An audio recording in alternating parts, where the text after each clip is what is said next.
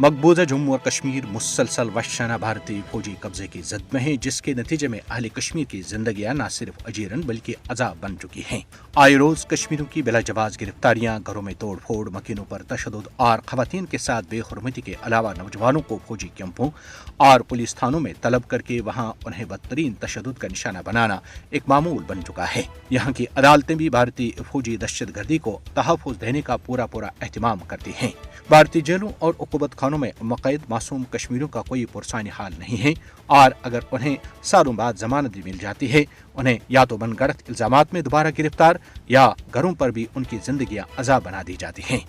مقبوضہ جموں اور کشمیر میں اظہار رائے کی آزادی کا بھی گلا گھونٹ دیا گیا ہے۔ صحافیوں کی زبان بندی اور ان کی گرفتاریاں مقبوضہ جموں اور کشمیر کی زمینی صورتحال پر پردہ ڈال کر دنیا کی آنکھوں میں دھول جھونکنے کی کوشش کے سوا کچھ نہیں ہے، جس کی عملی مثال معروف صحافی آصف سلطان ہے، جنہیں رہائی کے محض 2 روز بعد ہی ایک اور جھوٹے مقدمے میں دوبارہ گرفتار کیا گیا ہے۔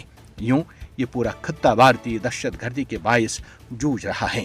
مقبوضہ جموں اور کشمیر میں تعینات بھارتی فوجوں کو کشمیری عوام کی زندگیوں کے ساتھ کھیلنے کی کھلی چھوٹ دی جا چکی ہے۔ یہ سفاق اور قاتل جب اور جس وقت چاہیں کسی بھی کشمیری کی زندگی لے سکتے ہیں۔ بھارتی فوجوں نے مقبوضہ جموں اور کشمیر میں 5 اگست 2019 سے انسانی حقوق کی خلاف ورزیوں کے تمام سابقہ ریکارڈ توڑ دیے ہیں۔ بھارتی فوجوں کی جانب سے کشمیری عوام کے بنیادی انسانی حقوق کی مسلسل خلاف ورزیاں جاری ہیں۔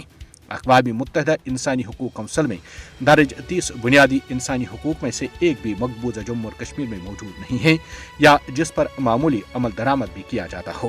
بھارتی فوجوں نے مقبوضہ جموں اور کشمیر کو اس کے باشندوں کے لیے جہنم میں تبدیل کیا ہے۔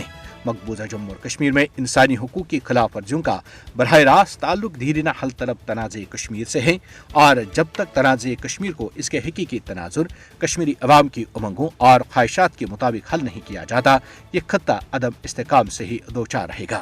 مقبوضہ جموں اور کشمیر میں ڈٹائی سے جاری انسانی حقوق کی خلاف ورزیاں مہذب دنیا کے لیے چیلنج ہیں۔ عالمی برادری کو مودی حکومت پر مقبوضہ جموں اور کشمیر میں انسانی حقوق کی خلاف ورزیوں کے خاتمے کے لیے دباؤ ڈال کر اپنا کردار ادا کرنا چاہیے۔